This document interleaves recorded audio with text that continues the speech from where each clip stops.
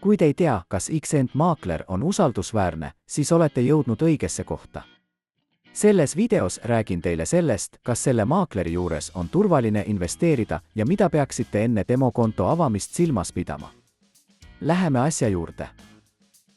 Xcentil ei ole ühtegi valitsuse litsentsi, sest ta tegutseb ainult riikides, kus sellist sertifikaati ei nõuta. Xcent on väga populaarne maakler, kellel on väga rikkalik pakkumine ja suurepärased analüüsivahendid. Kui soovite avada konto selle maakleri juures, siis link on selle video kirjelduses. Ja kui otsite maaklerit, mis on sertifitseeritud, siis leiate kirjelduses ka alternatiivse maakleri. Demokonto avamiseks minge maakleri veebilehele, mille leiate selle video kirjeldusest. Kui avate konto meie lingi abil, saate juurdepääsu tasuta demokontole ja valikulisele deposiidiboonusele. Vajutage ekraani paremas ülanurgas nuppu ja sisestage oma e-posti aadress ja parool.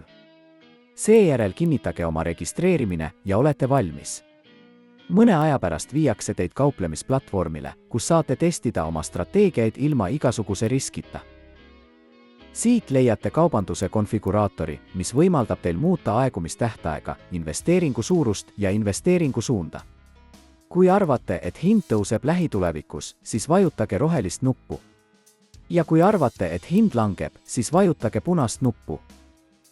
Oma investeeringu tõhususe suurendamiseks saate luua oma strateegia, mis põhineb platvormil saadaval olevatel näitajatel. Siin saate valida paljude olemasolevate näitajate hulgast, mida saate piiramatult konfigureerida. Enne esimese deposiidi tegemist soovitan katsetada strateegiat demokontol. Esimese deposiidi tegemiseks klõpsake lihtsalt siin ja seejärel valige üks olemasolevatest deposiitmeetoditest.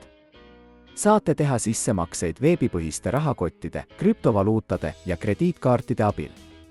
Sõltuvalt sellest, millises riigis te elate, võivad makseviisid erineda. Oma sissemakse väljavõtmiseks peate oma konto kinnitama. Peate kinnitama oma isikut ja elukoha aadressi. Selleks peate valmistama ID-kaardi või passi foto. Kontrollimine on vajalik, sest maakler peab järgima rahapesuvastaseid eeskirju. Loodan, et see video oli teile kasulik. Kui jah, siis palun jätke meeldimine ja tellige see kanal, et olla kursis uute videotega investeerimismaailmast. Täname vaatamise eest!